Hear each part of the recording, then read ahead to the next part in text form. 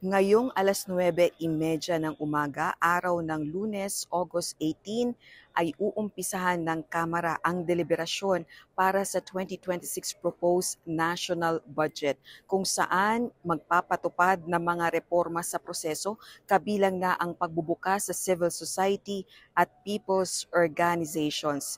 Dito sa plenary hall ng Kamara isasagawa ang budget briefings ng Development Budget Coordination Committee members kabilang na ang Department of Budget and Management, Department of Finance, Department of Economy, Planning and Development at Bangko Sentral ng Pilipinas. Sa pangunguna ito ng House Committee on Appropriations at Nueva Ecija Representative Micaela Swansing.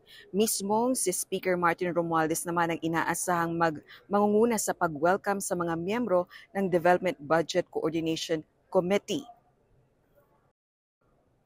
May halos dalawang buwan ang House of Representatives para repasuhin at aprobahan ang 2026 proposed national budget bago isumite sa Senado. Yan muna ang latest live mula rito sa Kamara. Ako si Rosa Licos para sa UNTV News and Rescue.